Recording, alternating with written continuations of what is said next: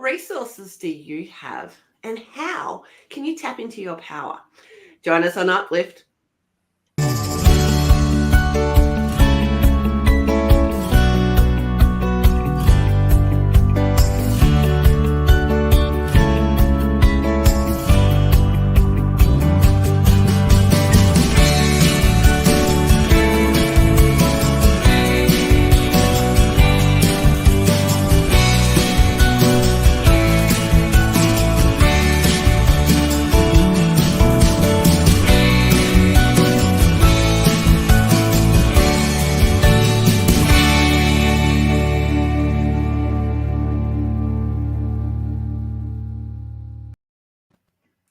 Good afternoon, good evening.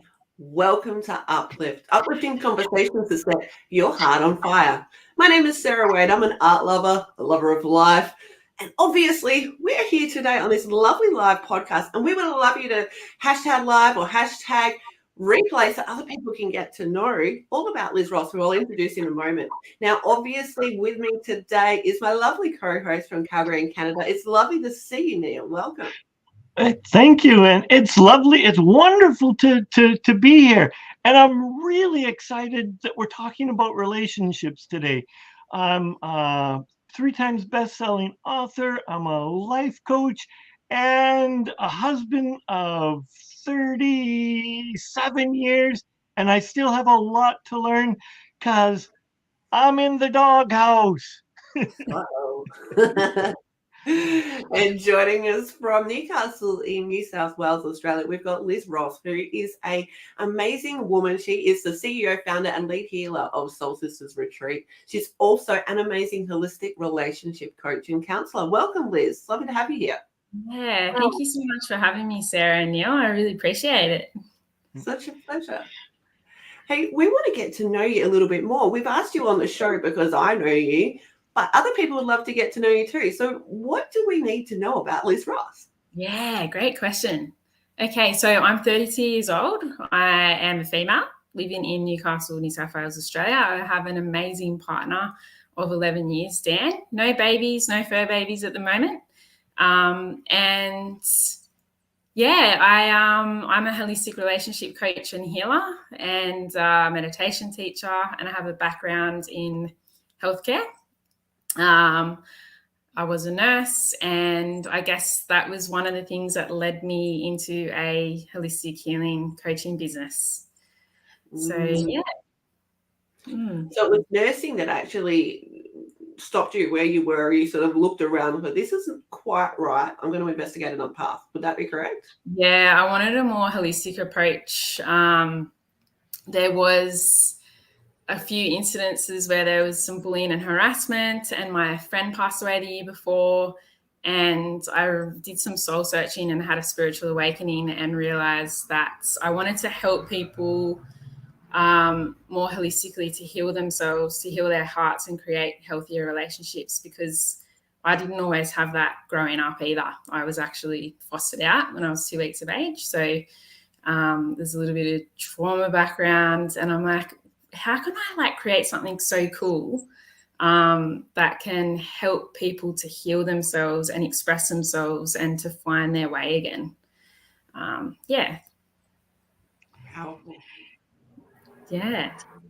It's interesting how we teach the lessons. Like, we learn the lessons and then we're just naturally drawn to want to share with them as our experience, because it's our desire, and I think it's one of our desires, to be in community and to be in service. So we teach what we know, or we're comfortable in knowing, and it's interesting because then the lessons are even that much bigger as we jump in. And it's like, so as I alluded to in the beginning, that I've been married for 37 years, and for the first time in years, I was rude. I was actually terribly rude to my wife, and my bad. But at the moment when I'm spitting it out, it was just like, it was like this demon took over my head.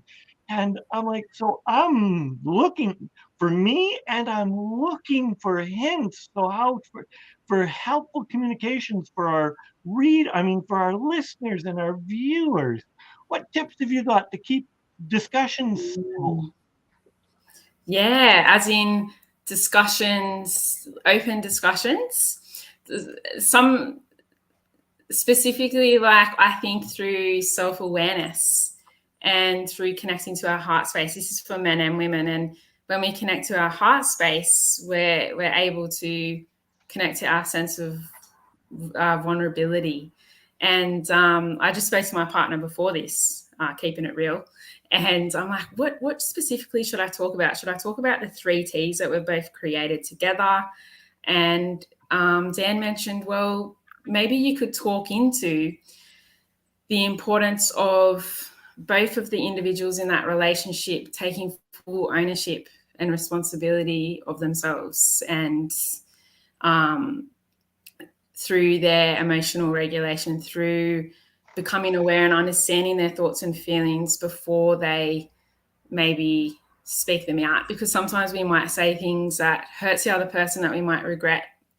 And so what we tend to do is have our own little cave. So a woman's cave, I've got the women's cave, Dan's got the man's cave, and we just go and sort of meditate and reflect.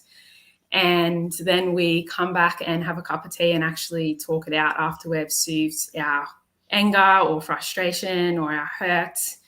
And I feel like that's where the real gems are, because when you self-regulate through your meditation or through your thoughts, you're able to come back not from the flight and flight response from the sympathetic nervous system. You're able to come from the parasympathetic system and say, hey, I felt really angry and upset when you said this. This is what I was thinking about.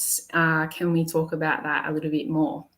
And then you're able to then, have those open conversations without the yelling and the anger for long periods of time, because you've both already self-soothed and gone in your separate caves to reflect, and then you come back. So that's something that we do quite often. Is usually we have like a cup of tea, we self-reflect, and we discuss things openly and honestly. Love that. I think that's something that a lot of people in that moment of spite don't necessarily do, is just take that moment of saying, hey, I'm not my best me right now. I'm just going to walk away for a few seconds, a few moments, a few however longs, and then come back. And that will also give you that opportunity to calm and to have a healthier conversation. Wouldn't you agree now? Absolutely. And for me personally, I'm usually a very calm person, and it takes historically a lot to get me upset. And today, well, for whatever reason, I was not the best version of myself, and I was, could I do things better? And do I know all of the tools? I mean, not all of them, but do I know tools? Do I know techniques? Absolutely. And as soon as the words were out of my mouth, it's like the biggest lie that I said is, I don't care. Well, it's a lie, because if I didn't care, I wouldn't really say it, because it's triggered me. Yeah, that's right. And sometimes we can say things in the spot because we're humans, right? We're not robots. And it's like the Ho'oponopono meditations, the Hawaiian meditations, where, and you've both probably heard of this, is, I'm sorry. Please forgive me. Thank you. I love you. And actually saying it with the energy and the intention of like, I'm sorry. I love you. Please forgive me. I think words can be a really important tool, and our actions as well. Yeah. Wholeheartedly agree. Yeah. And I'd also like to point out, when we're saying these things to ourselves or out loud, we can also move our bodies. We don't want to get stuck in our also, I don't know if you guys have noticed, but if something feels right, do you lean into something? And maybe if something feels a bit wrong, maybe your sort of naturally body. So recognize those little nuances in your body and others. It's really useful for top communication. Yeah, that's actually true. Yeah, there's a lot of truth in that. Absolutely. And I noticed after the fact, as I'm reviewing it, I was pacing. So energy was building as I was pacing. Had I stilled myself, sat down, and tried to find center and grounded, the conversation would still have occurred, but it would have occurred in a far more civilized tone. Yeah. Speaking of civilized, we had an audience question. Basically, Liz was asking the difference between what a counselor and a coach is compared to a holistic relationship counselor and coach. Would you mind sharing information about that? Yeah, definitely. So is a person wanting to know the difference between holistic relationship counseling and coaching versus like relationship counseling on its own? Is that sort of, yeah? Correct. So my understanding is they've done counseling and it didn't work, and they wanted to know the difference. Like, what can people with the word holistic offer that perhaps the mainstream Western system doesn't? Yeah, I hear you. So holistic, like we look at the physical, the emotional, the spiritual, the mental aspects of a person. We look at their family of origin. So that means sort of like where they've come from, their upbringing. We do inner child work. We're all about asking you questions to empower you to move forward. So healing the past and allowing you through the meditation practices, which is more holistic, to ground you in the present, which we'll go through sometime today. And then also helping you to continue to move forward with the relationship with yourself and other people. Whereas the more sort of Western counseling might be focused on what is your communication style? What is your love language? Like I add that in as well. How do you feel about that?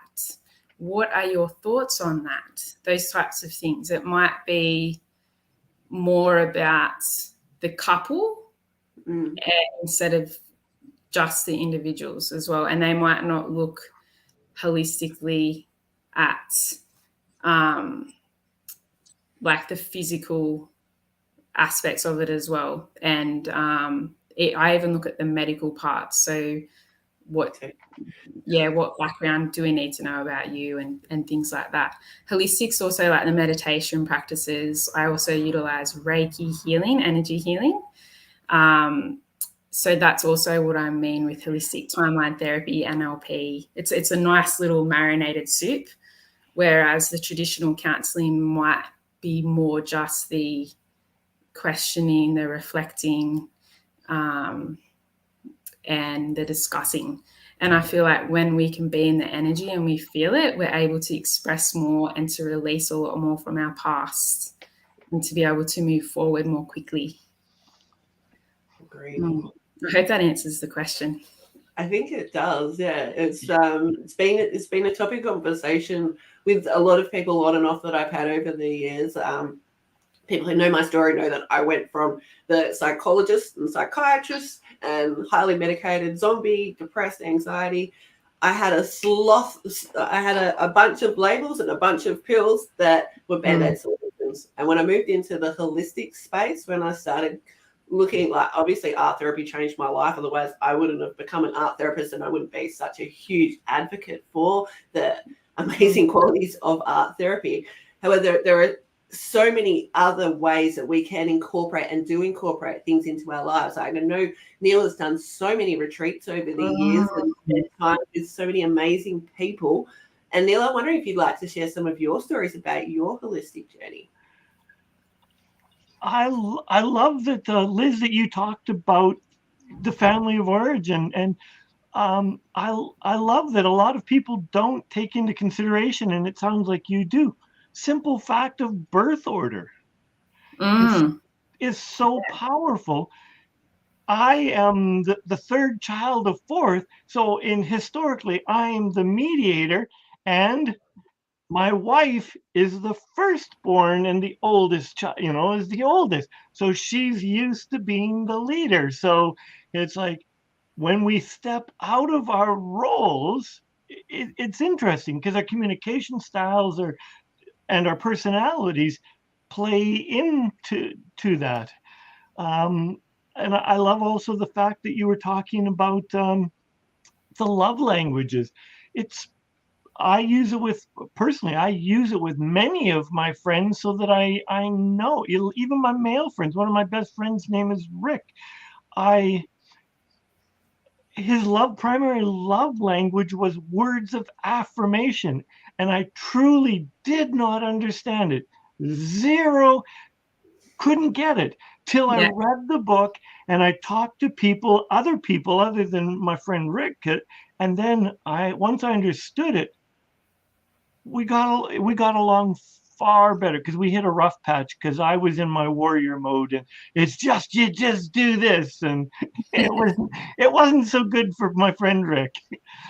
But it was beautiful to learn that when we know more, I believe when we start caring more about not to please, but we understand more about our partners, more about our friends, and more about how we communicate with them as a means of communication, as opposed to manipulation. I want it my way. Yeah, I love that. That's spot on. And like the 5 love languages has been out since 1992. So you can just look up the 5 love languages and you can find the book. And you can also do the 5 love languages quiz online. So it's really cool. There's words of affirmation, physical touch, acts of service, quality time, and what's the other one, guys? Yes. Oh, yeah, gifts giving is one of them as well. Yeah. Yeah. And it's interesting too, because, we've been told often treat people how you would like to be treated. And I think this concept has sort of opened the doors to, treat person how they want to be treated. Yeah. Treat people how they want to be treated, because we all, like you were saying, Neil, we all communicate differently. We all have different personalities and a different birth order, which is really, really important. And I'm sure that you probably talk into that on your retreats, Neil. Is that right? Absolutely. We always need, it doesn't matter the retreat, doesn't matter what you're going into. You have to be able to communicate to the person so that they hear it. Whether you're using NLP, whether you're using just, inquiry, however because you want the information and you want to be able to reciprocate so that they get quality information from you. Yeah, that's so true. Yeah. Hey, so for me, that's what hurts the worst in today's part, is that I behave poorly and I know the tools and I just went. Yeah. I love your awareness, like that you're actually aware and you're willing to look within and communicate to your wife and make the little refinements. Saying I love you, please forgive me, communicating, all that type of stuff. Yeah. So if somebody comes to you, what do you traditionally work with? Men? Do you traditionally work with? It's 3 sisters, so I'm assuming that it's traditional, but traditionally, yeah, it's traditionally women. I help them to heal their past, so any trauma that they've been through or grief that they might have let go of, but it might be interrupting their day-to-day life, their behaviors, their communication style. So I help them with that, and through healing and energy and clarity and balance, my 4 pillars. And then from there, they create healthier and conscious relationships with themselves and other people. So, yeah, utilizing, like I said, meditation and Reiki and coaching and all that stuff. And I love that you mentioned, you have that better communication with yourselves and other people. I don't know about you and whether you're watching this live or in replay. I'd love to hear from you too. Like, if you know yourself better and you communicate well with yourself, and your inner critic's not being a loud, obnoxious pain, but instead your inner advocate's there and having a good time. Does that help with that communication with other people when you know yourself better? Yeah, I think emotional intelligence is really important, and being kinder to ourselves. So simply through noticing our language patterns, like, what is it that I'm saying? Because if I'm saying that out loud without thinking, that might be one of my beliefs that my subconscious mind has held on to. Where did that come from? Was that something I picked up from my mom or my grandparents? And then we send them love and like a thank you and forgiveness once we've understood that, because, we all tend to do the best that we can with what we got, right? And it's important to release and let go sometimes. I love that you in less than 3 minutes.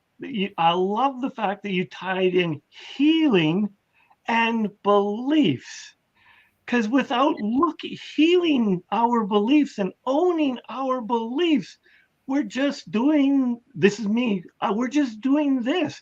We can go and do something, but without looking at and think we're getting better, but without looking at our beliefs, we're just going to find ourselves back right at the beginning. So I love that you tied that in, and you're with your clients are working on that. So that's beautiful, and thank you, because it's a skill, and it's what the world needs, not just the three of us and not just the listeners. The world needs to heal themselves and look at their beliefs.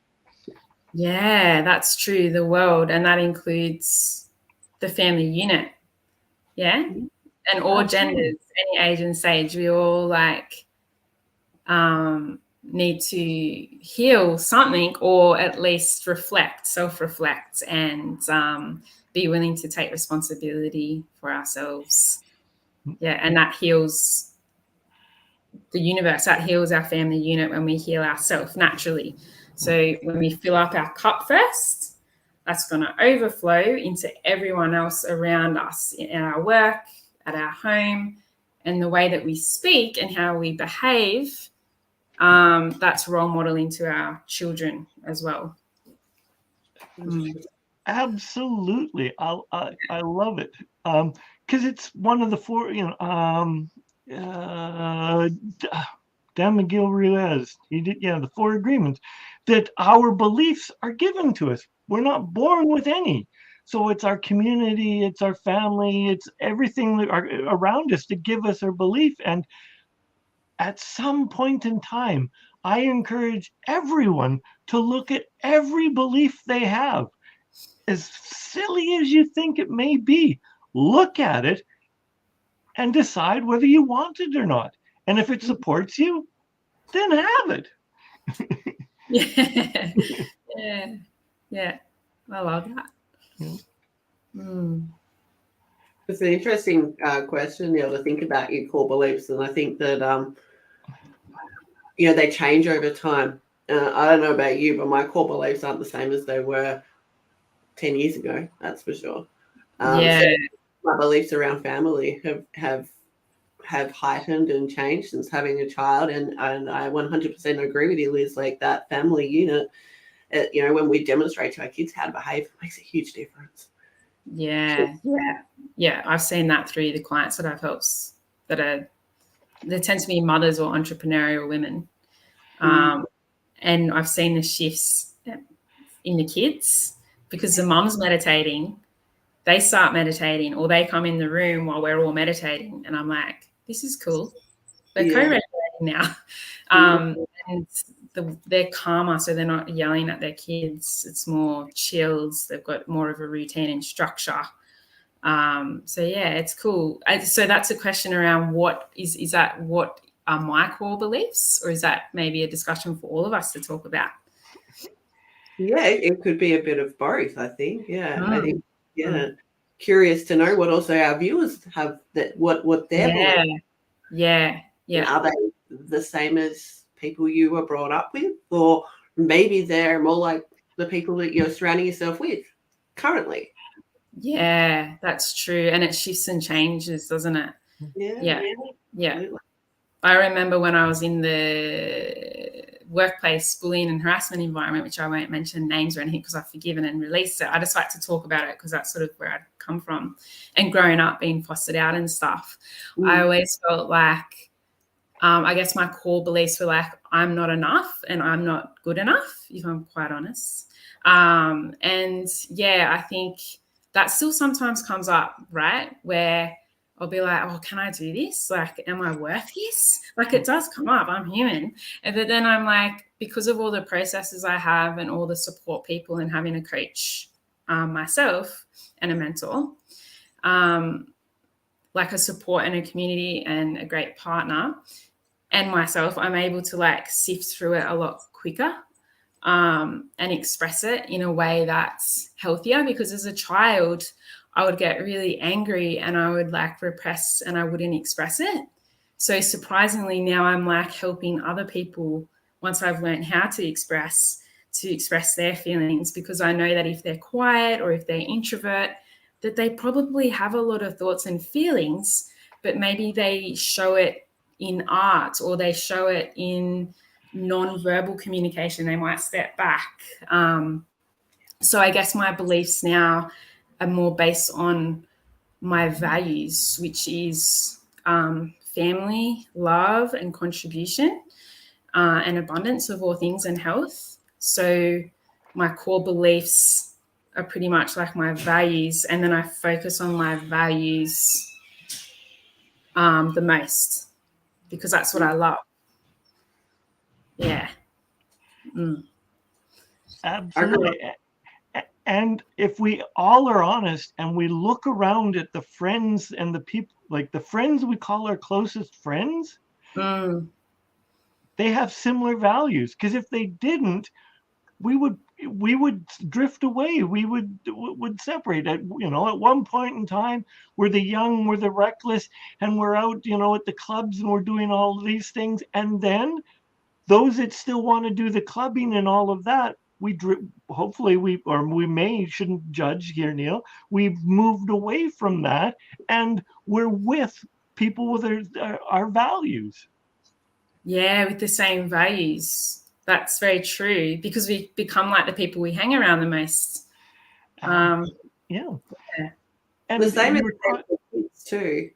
I notice like my daughter will come home from school and she'll say that there was stuff happening that I didn't like. So you know what I did, Mummy? I went and sat in a quiet space and I sat with my knees crossed and I said, Namaste. And she started self-soothing, which actually encouraged the other kids who were also upset by the activities happening around them that were a bit boisterous. A couple of other kids came and sat down too. So it doesn't matter how old you are. If you know how to co-regulate, you're going to be able to influence those around you to be in a better space. And I think that's why everyone here does what they do, because we want people to live a healthy, happy life, right? Yeah, I love that. That's Thank beautiful. you, Sarah, for raising a very courageous daughter, because it takes a lot of courage for a young person to go and step away. So I just want to honor you for raising such a courage, because it takes a huge amount to separate yourself and not follow the crowd, because she could be persecuted or chastised, bullied for, that sort of weird woo-woo stuff, and she chose to do it. So thank you. Namaste. Yeah. Hey, one of the things that Liz and I were talking about before the show was another way that we can put ourselves in a better space. And Liz, before we get into this, I just want to let people know, get ready for an amazing few minutes. So Liz, setting you up nicely here, I was wondering if you can talk to us a little bit about the cutting ties ceremony before you actually run through it. Yeah, definitely. So I guess a cutting tie ceremony is to help people to release anything that might have been tying them down, whether that's emotionally, energetically. Perhaps there's an unhealthy communication or a conflict that's going on. And it's important that we can visually cut those ties. And my partner and I do it together. And he's a very logical, scientific man with a spiritual soul. So I'm just letting you know, anyone can do this, and there's many ways to do it. And it's pretty much an intention. You can use it as a visualization or through your words, where you're intending to ask with love for your energy to come back and sending other people their energy. So you're not getting any mixed emotions or feelings, and you're not connecting or relating with people in an unhealthy, toxic way. So it's almost like breaking the cycles.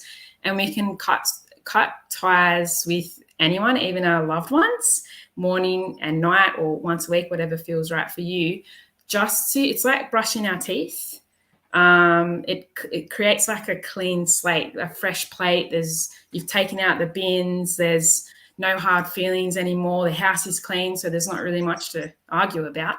So it just creates like energetic links. Yeah, there's no more energetic links. It's all about, okay, what are we going to do today? It's like creating that nice, clean energy and connection, healthy connection. Before we continue, there's a whole, for the left brain thinkers, there's a whole piece on quantum physics on this entire topic, and it works. So if you're a left brain thinker, just go and look into quantum physics, and you will discover and uncover that it works in science, and it just works. So please trust us. Yeah, I love that. Thanks for adding that in, Neil. It's good. Yeah. Awesome. So I'm wondering then, do we need to close our eyes for this, or are we going to keep our eyes open? What would you recommend for the viewers? For the viewers, I would suggest closing your eyes down, and I'll close my eyes down as well, just so that we're going inward. And I'm going to slow my voice down, and I'll get you to breathe. 1 second. And if you're listening on a podcast and driving, please don't close your eyes. Yes, exactly. It's all about safety first. But if you are in a safe location and able to close your eyes, please close your eyes and join us. Yeah. All right. Shall we begin? I might get beautiful Sarah to turn some music on, which is Pressy chime with me. Yeah, I love it. All right. So when you're ready, I'm going to close down my eyes for a moment with you all, and just connecting firstly to your heart space. Breathing in for 4 and letting go for 4. Relaxing and connecting to your rest and digest. Breathing in for 4. Breathing out for 4. Counting those numbers. 2 more breaths in. So breathing in for 4. Noticing your breath. And breathing out for 4. And we'll do another breath in together. Breathing in for 4. And releasing for 4. As you continue to hear the sounds of the music and you are continuing now to breathe your natural breath, feeling your feet connected to Mother Earth, visualizing stability and grounding, slowing down your breath in and out, noticing the sounds that you hear, feeling into that calmness, feeling into that safety and security, and trusting yourself, allowing those thoughts and control to fly away like a feather in the breeze and coming back to your heart space. Just doing a brief body scan now, noticing any aches or pains in your physical temple, and just sending love and light and healing to those places. Now visualizing a rose quartz pink energy around you. This is a place of love. And then outside of you is a big golden light. that re-energizes you and gently cuts away any ties or connections that no longer serve you. As you're breathing in and out, maybe you could repeat I with your name. So I send all of the love back that is mine, all of the energy back that is mine with love. And I send other people their energy back to them with love.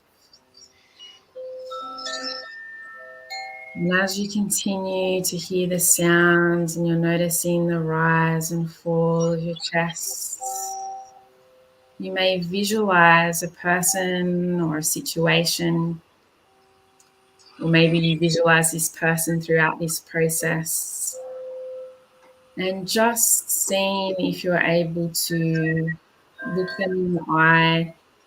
Notice where the cords are with this person or people, where they might be connected in your body, what color these ties are, and what they represent. Invite in Archangel Michael, who is our protector and helps with entire ceremonies. Perhaps you're now able to notice these cords, and with the help of yourself and Archangel Michael, allowing these cords to gently cut away with love. Thanking these cords for the lessons. And as you are now seeing those cords fall away from you, you're feeling the energy transmute and shift into love and light. You're noticing your breath, and you're counting in for 4 and letting go for 4. Breathing in for 4 again, you're feeling lighter and brighter.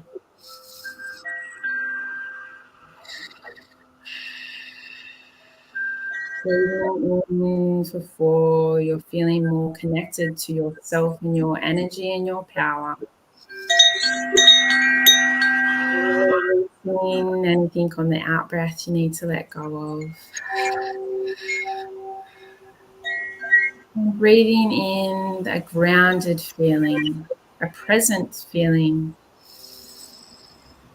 and releasing on the out breath.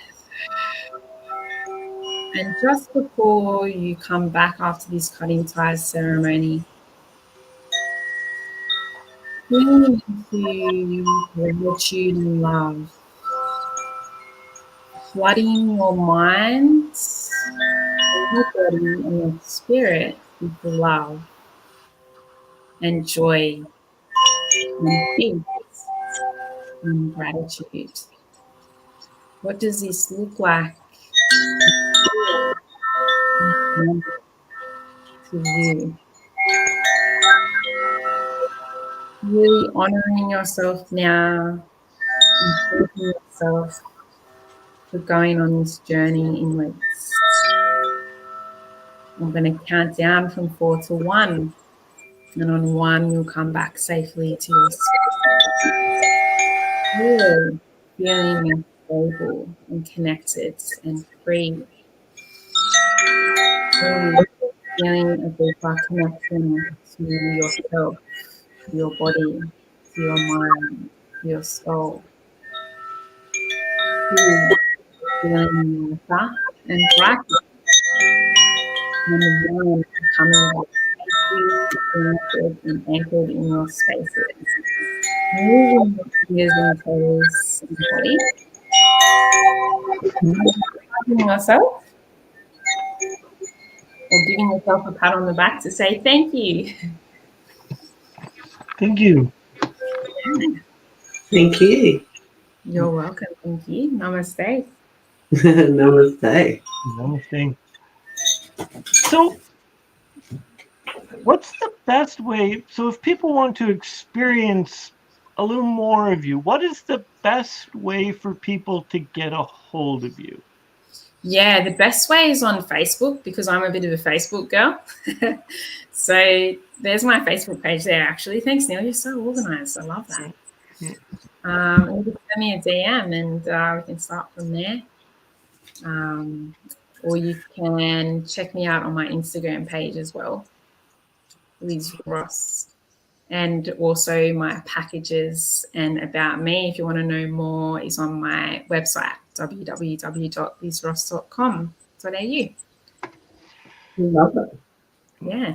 I trust that this has been a welcoming and an eye-opening experience for people who've never gone down that path before. And I trust that it helps to build that connection that you may have been looking for. Yeah, thank you. So we've got lots of dead airspace, and it's like, which is for a podcast, that's not good, but it's good because it means we're all just in that place. So we're honoring and recognizing that sometimes we don't have to talk. Sometimes we just need to zip the lip and allow. I know, because I like to keep things lighthearted and I like to have fun, that I can sometimes say inappropriate things because I don't like the silence. It's like, yeah, I hear you. The power of silence, though, when used well, can really drive home a point or can really connect with people. And I think that, if we as humans took away our lack of confidence, the the the those kind of filler words, and just hold space for our thoughts, and just, it's okay to pause. And what you're conjuring in your mind's eye, and it comes out, will be really heard by the other person you're trying to communicate with. Liz, is this one of the tools that you would share with your clients to do? Yeah, I'm actually doing it right now, and I've been doing it throughout the whole thing, because I feel like it's important to role model and teach through our actions. And through pausing, we're able to take a breath in and out and really think, do I need to get cranky at my partner? I mean, I want to, but I'm just going to take a 3-second just breath in and release it, and then just talk to him or her about how I'm feeling, or your kids or your friends. And it also, pausing allows us to come back into flow and connect back to what is it I'm feeling and thinking. And I also like to tune into what you're both feeling and thinking as well, and really listen. I want to listen. Yeah. Well, all I want to say is, where were you 2 hours ago? No. Yeah. I love that. Yeah, I was on here early. It was hilarious. I got WA time back to front, and I was messaging Sarah and Neil. I'm like, where are you guys? And they're like, it started like 2.5 hours. I'm like, oh, I'm keen as mustard. I'm early. And that's one of the communication aspects that Sarah and I, really have to pay attention, because for me it's 8:44 p.m. and for Sarah it's 10:44 a.m. but we're also a day apart. Yes. Yeah, and it's 12:45 p.m. here now. It was 12:44, but then it rolled over in New South Wales. So we're all in different time zones. It's great. I love that communication can happen like this worldwide. We're using technology. We're looking at pixels on a screen. We can hear the sounds, frequencies changing in our ears. And from our past experiences and beliefs, we're making sense of what it is that we're both seeing and hearing. Yeah. I think it's interesting, when we think about that sort of stuff, because as Liz was saying before, when we tap into our beliefs, we can really start to change things for us for the better. Yeah, definitely. Yeah. So they're on Tuesday. I'm on Monday. So I'm speaking to my future. You are. We are. Yeah, you're talking to your future self, Nia. Yeah. And you're speaking to your past self. Yes. I love that. Quantum physics. What is time anyway? According to Einstein, we made it up, and I think that's true. So, if we can do that, what else can we make up? What empowering beliefs can we make up about our relationships, whether they be with ourselves or others? Yeah, that's a good question. It's feeling into what you're grateful for. And I actually, Dan and I say to each other, like, thank you. I appreciate you doing that for me, like pretty much every day. And I feel like that helps. And like complimenting each other and with the intention and the energy, like, thank you for helping me with the washing and the kitchen today, because we're both very equality. So there's a lot of respect and we both share the roles, which I think is really important. Do you think that helps with respect within the relationship? So you're pointing out those things that you really do appreciate and that you don't feel taken for granted, or is it something else? Yeah, I think that this relates to our 3 T's of teamwork. It's working as a team because it builds that respect and you're both understanding, well, this is how it feels to be doing this role. And now I understand what she's going through. And this is what it feels like to do his role. And now I understand what he's going through. And so teamwork's really important, and communicating the needs.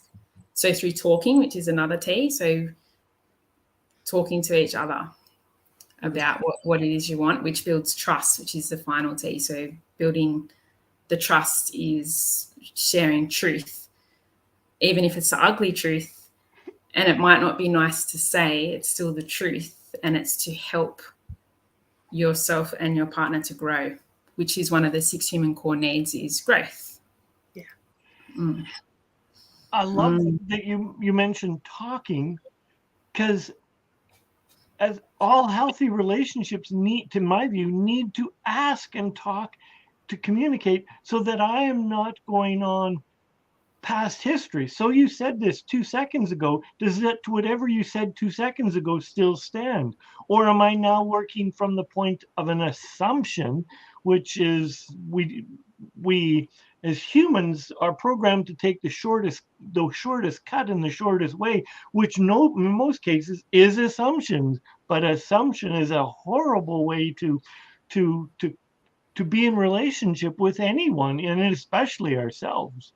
Yeah, that's well said. It's funny you say that. I used to say to my partner, oh, I haven't hung the washing out. But now I say, can you please help me to hang the washing out? And that sounds like something simple. However, for me, that was that little change. And then I remembered it, and then I kept doing it, because Dan likes it if you ask specifically what it is that you want, because he's like, I can't know what you're thinking. So now I ask, like, can you please help me with the washing today? I would really appreciate it. Thank you so much. Like, there's maybe too many thank yous in there, but yeah. Can you both relate to that? Definitely. Absolutely. I once took a workshop where you got nothing unless you asked. Nothing. You had to ask for all your utensils, all your glasses, everything for like all the meals around. So, and there you stood in front of this server, and they would do nothing till you gave them an explicit directions. I would like a full scoop of this or whatever. And they filled your plates, and it was never with disdain, but it was love. But you had to ask for everything. Yeah. And it was completely acceptable that you would come up to somebody and you go, can I just have a hug? And no was a perfectly good answer. And they would say yes or no. And what we didn't know was all the staff were trained. They were given a number. So it could have been every 6th request was always a no. And the next one would be a yeah, and the 7th one could be a 7. So you never knew what you were coming from.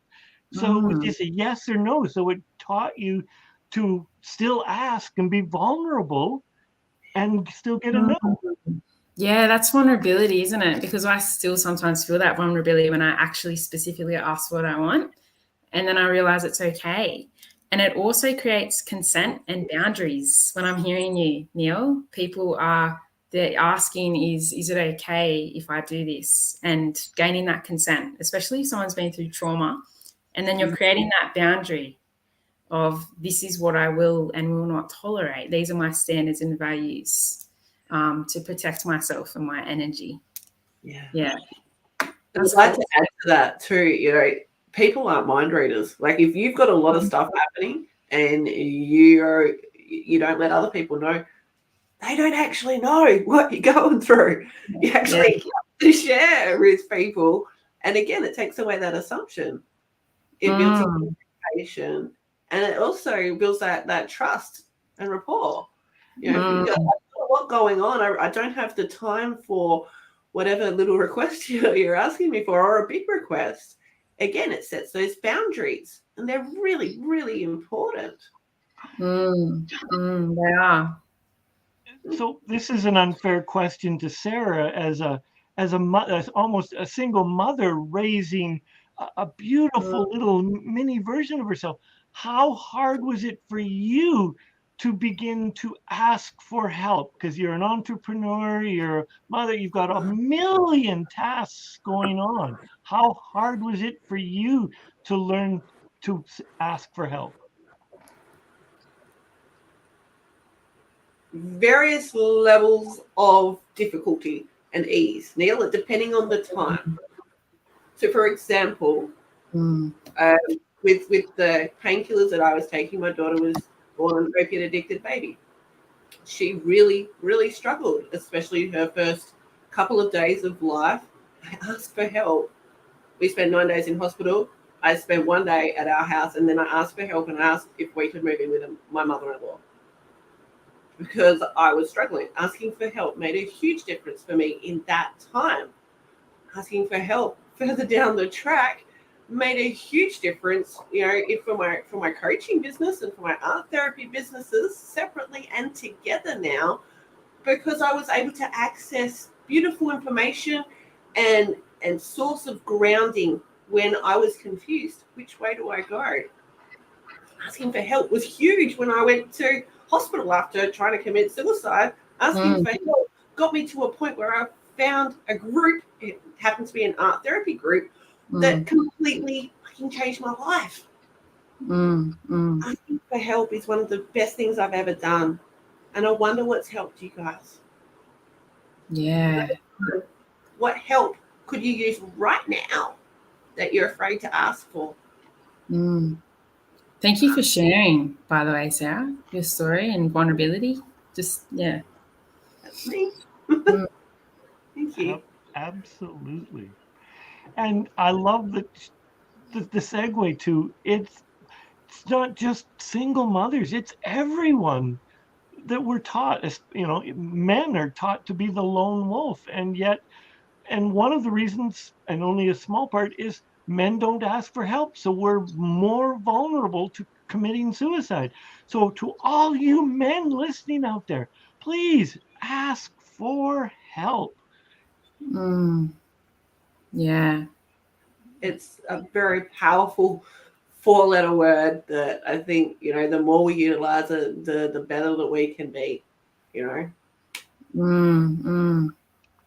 It's Liz, you talked about in our green room that you were doing an online retreat for ladies.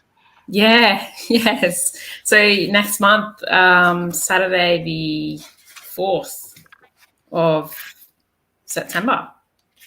I hope that's accurate. The numbers, it should be accurate. And it's going to be online.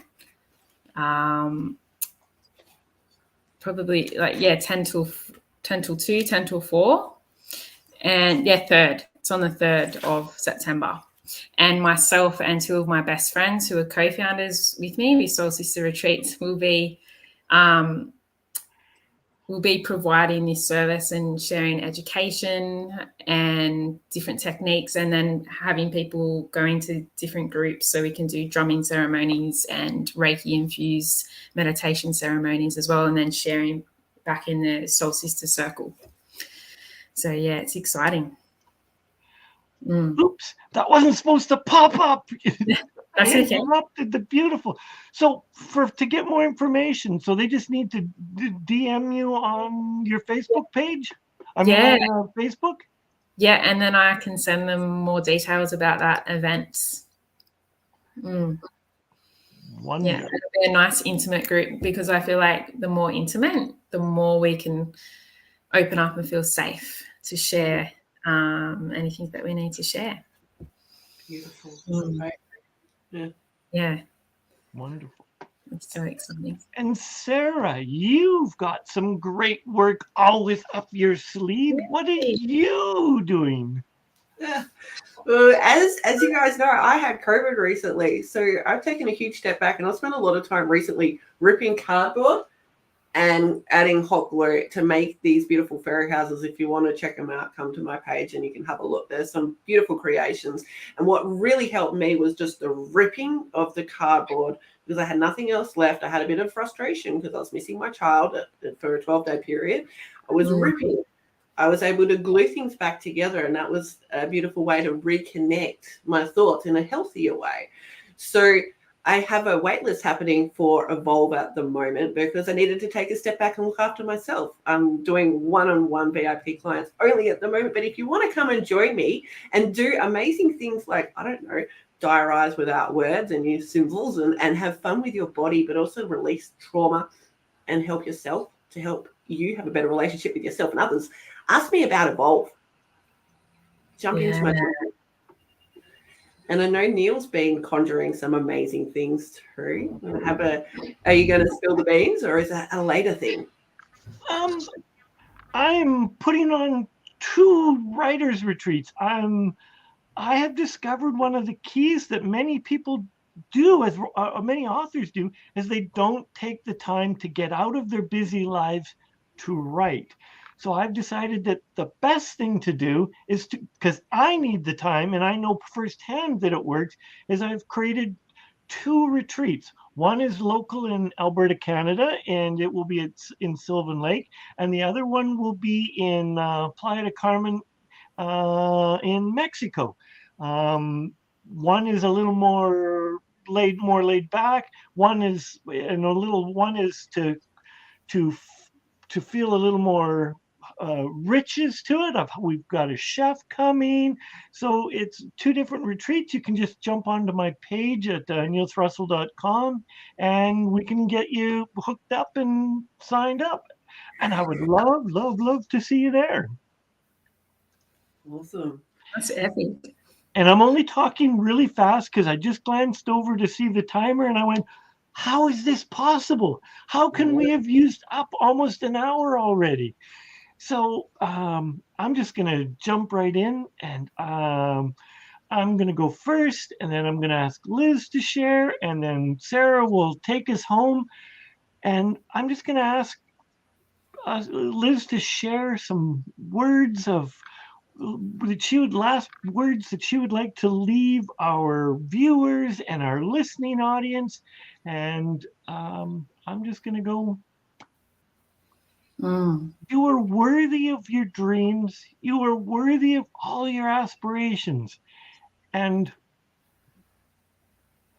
be kind to yourself and be kind to one another. Thank you. Yeah, that's a nail on the head.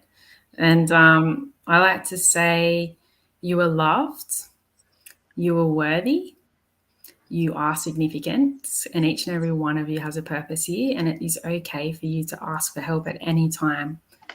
Ask someone that you trust, someone that comes to your mind, and even if you're a man, even if you're a woman, any gender, it's okay to ask. It's okay to be vulnerable and to express yourself. Thank you for having me. And I would like to extend on what you guys have just said, that, when you're asking for help, we're getting out from displeasure into pleasure. So noticing your body, if you're asking for help, where does it sit? Or when you're planning for pleasurable things, where is it in your body? And really chew into those nuances, because when you do that, you can design the life you desire and create uplifting conversations that set your heart on fire. So come and join us next week or next fortnight. Talk soon. Be well.